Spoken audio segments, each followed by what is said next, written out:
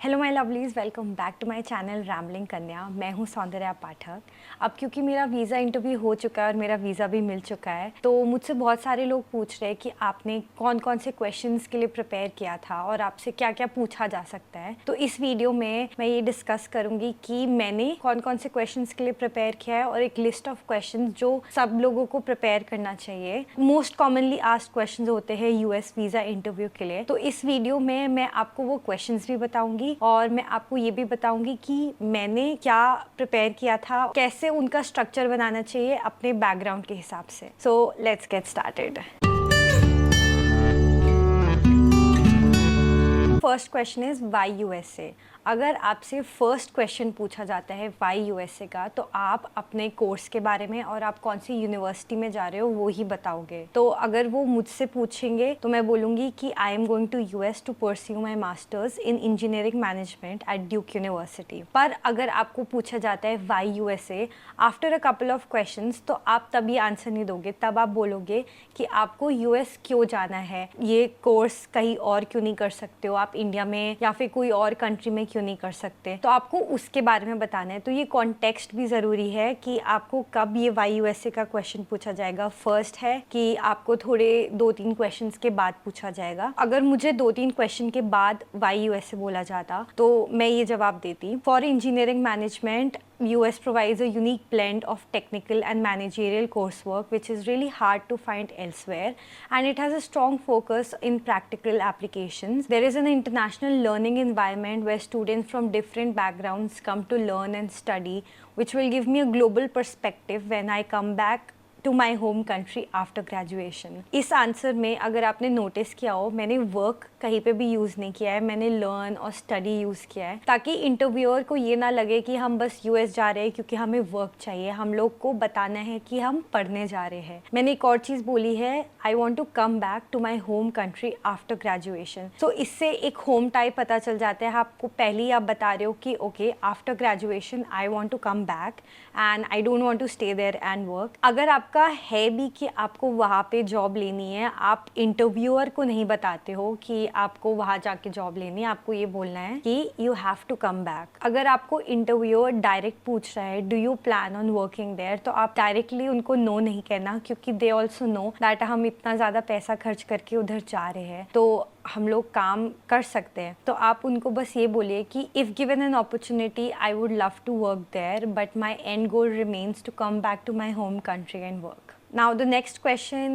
they can ask is why your university? So मेरे case में था why Duke। तो आपको इस क्वेश्चन में आपने जो भी अपने SOP के लिए रिसर्च किया था, आपको वो यूनिवर्सिटी क्यों अच्छी लगी, कोई पर्टिकुलर प्रोफेसर है जिसके अंडर आपको पढ़ना है, कोई पर्टिकुलर क्लब है, कोई पर्टिकुलर सब्जेक्ट है आपको वो पढ़ना है, उस यूनिवर्सिटी में पढ़ने से क्या फ्यूचर गोल्स आपके फुलफिल होंगे, आपको ये सब बताना है। आपको ये जेनरिक आंसर नहीं देना है कि okay this university is top ranked, it has a cohort size of XYZ। ये वो रोज़ सुनते हैं और ये बहुत एक गूगल से उठाई वाली चीज़ होती है। उनको ये नहीं जानना है, उनको ये जानना है पर्सनली आपने ये यूनिवर्सिटी क्यों चूज़ करी है। ये नहीं जानना है कि गूगल में क्या लिखा है, आपको क्या फ़ायदा मिलेगा ये यूनिवर्सिटी में जाके पढ़ने से। अगर मुझसे ये क्वेश्चन पूछते why Duke, I choose Duke because of its renowned strength in product management, a field that I want to pursue, and I'm really interested to learn management of high-tech industry by Professor Wendy Gates, as under her leadership I will be able to discover my leadership skills, and Duke's emphasis on practical application through projects and coursework really aligns with the way I learn, and it will help me gain real world experiences. So अगर आप notice करोगे, again I have not used the word work anywhere because I don't want to tell them अपनी तरफ से कि I want to go and work there. I only want them to know why I am interested in going to that university. I'm only interested in the learning environment and मुझे वहाँ पे पढ़ के आना है। मैंने प्रोफेसर का नाम बोला क्योंकि मुझे वो कोर्स और वो प्रोफेसर बहुत अच्छी लगी और मुझे उनके अंडर पढ़ना है। प्रैक्टिकल एप्लीकेशंस, क्योंकि पर्सनली आई लर्न बेस्ट जब कुछ प्रैक्टिकल होता है और बस थ्योरी नहीं होता है, तो ये एक थोड़ा पर्सनल टच हो जाता है। तो आप जब आंसर इसका फ्रेम कर रहे हो तो आपको भी कोई पर्सनल टच इसमें डालना है। आपको एकदम डायरेक्ट जेनरिक नहीं बोलना है जो सब बोलते हैं कि Duke is ranked 61 in the world. It has a cohort size of 180 and it is a really good school. आप अगर ये बोलोगे तो they will not even listen. They'll be like, okay, reject. Now another question is, if you have work experience, they can ask you why do you want to study now after work experience. तो इसमें भी आपको ये बताना है कि ये skills मैं lack कर रही हूँ या कर रहा हूँ और मुझको ये स्किल्स गेन करना है ताकि मैं फ्यूचर में थोड़ा बेटर कर पाऊँ. आपको अपने अभी का जो जॉब एक्सपीरियंस है और आप जो पढ़ने जा रहे हो उसको थोड़ा कनेक्ट करना पड़ेगा टू टेल देम कि आप क्या करते थे, आप क्या पढ़ने जा रहे हो और आप फ्यूचर में क्या करोगे. अगर आपकी फील्ड पूरी ही चेंज है तो भी आपको कोई कनेक्शन उसमें डालना पड़ेगा. जैसे अगर आपने सिविल इंजीनियरिंग करी है और आप डेटा एनालिटिक्स करने जा रहे हो तो आपको उनको समझाना पड़ेगा कि क्यों मैं सिविल से डेटा एनालिटिक्स में जा रहा हूँ. मे बी आप ये बोल सकते हो कि civil part of data analytics में जाना चाहता हूँ जब मैं वापस आऊँगा. तो आपको थोड़ा वो कनेक्शन करना पड़ेगा. आप एकदम जेनरिक आंसर नहीं दे सकते हो कि ठीक है अब मेरा बस मन किया तो फिर मैंने करा. मैं इसको ऐसे फ्रेम करती कि I have worked as a business intelligence engineer for 3.5 years where I've learned to analyze data, create dashboard for the business team. What I have not learned is how to make decisions using those dashboards. So by doing this degree now, I want to refine my technical skills as well as learn the business and leadership skills required for my future goals. तो इसमें भी मैंने अपना जो मेरा job experience था उसको मैंने कनेक्ट किया कि टेक्निकल स्किल्स है मेरे पास पर मुझको अभी बिजनेस और लीडरशिप स्किल्स सीखनी है ताकि मैं फ्यूचर में अपने प्रोफेशनली आगे बढ़ सकूँ.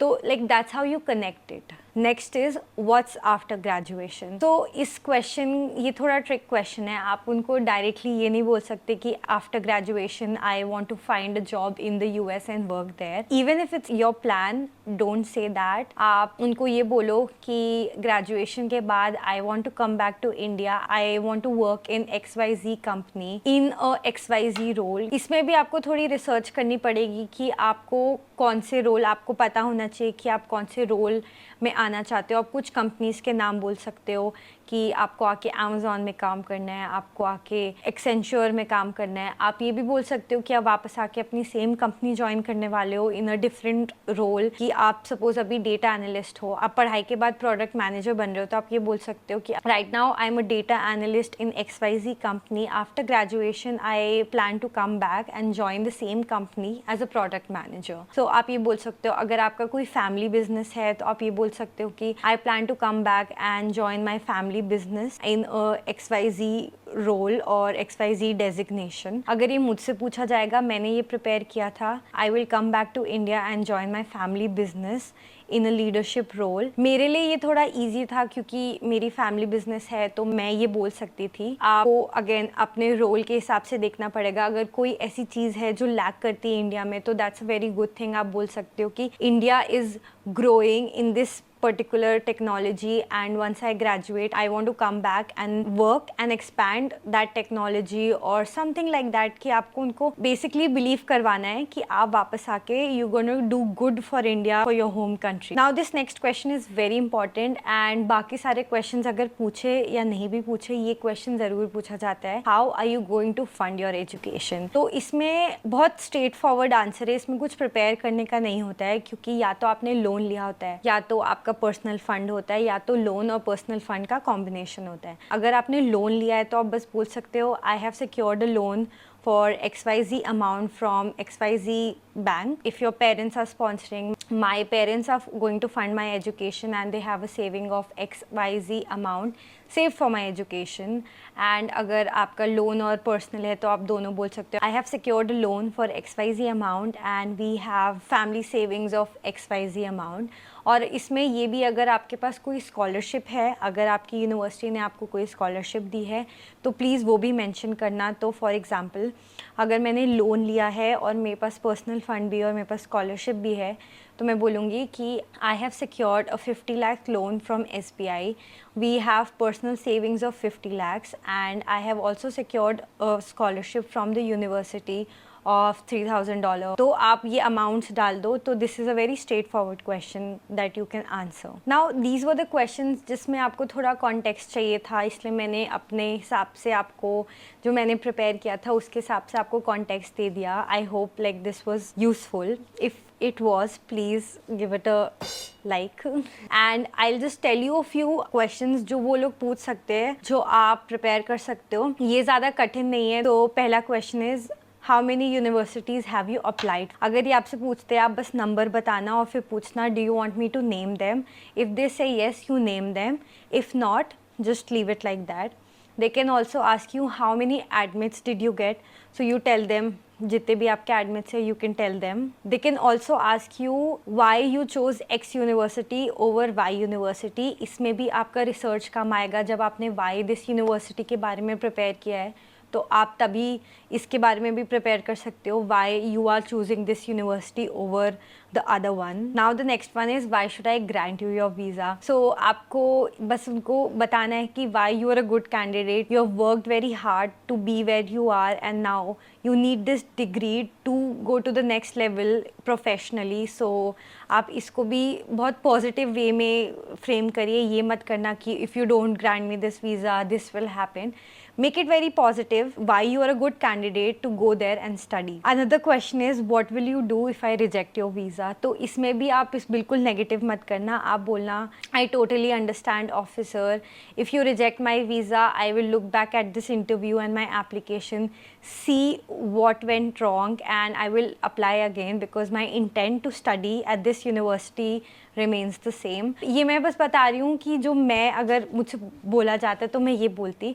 आप इस दोनों क्वेश्चंस को थोड़ा पॉजिटिवली इसका आंसर देना. ऐसा नहीं कि बहुत बुरा लगा और like you start crying or you start like shouting. Don't do that, they'll directly reject your visa. Now the question is why masters not in India. इसमें भी आपका जो रिसर्च है why this university वो काम आएगा. क्या क्या कोर्सेज है, क्या क्या चीज़ें हैं जो आपको इंडिया में नहीं मिल सकती पर आपको यूएस वाली वो यूनिवर्सिटी में मिल सकती है. तो सेम रिसर्च काम आएगा why you don't want to study in India and you want to study in the US.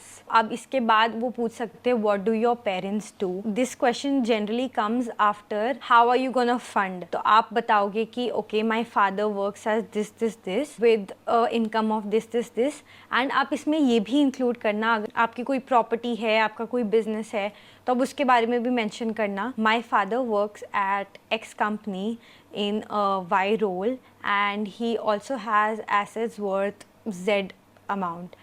सो इससे क्या होगा कि वो एक्चुअली देखना चाह रहे कि you have the capability of returning that money अगर लोन है, और you have the capability to actually pay the fees. तो आप उनकी सैलरी के अलावा यू ऑल्सो टेल देम कि आपके क्या एसेट्स है, आपके पास घर है या आपके पास खेत है, तो उसका भी आप कितने की है अपने पेरेंट्स से पूछ के you remember that and you tell them this. Another question they can ask is what did you do for your masters. This is also straight forward question. आपको इसमें कुछ प्रिपेयर करने की ज़रूरत नहीं है. यू नो आपने क्या करा था अंडरग्रेड में. उसके बाद आपको ये भी पूछ सकते हैं how is that relevant to the master degree. तो आपका इवन दो अंडरग्रेड रेलिवेंट नहीं है, आपकी जॉब एक्सपीरियंस रेलिवेंट है, तो आप उसको अपने जॉब एक्सपीरियंस से मास्टर्स डिग्री को कर सकते हो. अगर आप डायरेक्ट अंडरग्रेड से मास्टर्स के लिए जा रहे हो, इफ इट्स नॉट रेलिवेंट, तो आपको बताना पड़ेगा कि अच्छा मैंने ये प्रोजेक्ट किया या मैंने इंटर्नशिप किया, फिर मुझे अच्छा लगा ये फील्ड में, इसलिए मैं फील्ड में पढ़ना चाहता हूँ. और अगर वो रेलिवेंट है तो आप डायरेक्ट आंसर दे सकते हो कि क्यों, वाई इज इट रेलिवेंट. अगर आप जॉब के बाद जा रहे हो तो they can also ask you what were your job responsibilities. So you should also know, you should be able to explain basically कि आपकी क्या जॉब रिस्पॉन्सिबिलिटीज थी, क्या आपका जॉब रोल था, because they can ask you that. Next is how many credits do you have. Generally when we are researching about the universities हम लोग credits नहीं देखते हैं, और मैंने देखा है बहुत सारे बच्चों को पूछा है कि कितने क्रेडिट्स हैं and they did not know कितने क्रेडिट थे. उसकी वजह से उनका वीज़ा रिजेक्ट हुआ है, जबकि उन्होंने पूरा सारे आंसर्स बहुत अच्छी तरह दिए. तो आप जब अपनी यूनिवर्सिटी के लिए रिसर्च रिसर्च कर रहे हो तो आप ये भी देख लेना कि कितने क्रेडिट्स थे, और आप ये भी देखना कि आप फर्स्ट सेमेस्टर में क्या क्या सब्जेक्ट्स लेने वाले हो, क्योंकि they can also ask you what subjects are you gonna take in the first sem. ये सारी रिसर्च में आ जाता है। This was the last question. ये ही सारे क्वेश्चंस थे जो मैंने अपने वीज़ा इंटरव्यू के पहले प्रेप किए थे, और आप भी ये कर लीजिए। Just be confident, keep smiling. अगर आपको ये वीडियो अच्छी लगी हो तो प्लीज़ लाइक, और अगर किसी का वीज़ा इंटरव्यू है please share it with other people and also comment, ताकि जो लोग वीडियो देख रहे हैं उनको भी कमेंट पढ़ के पता चल जाए अगर if I have miss something. आज के लिए इतना ही, बाय।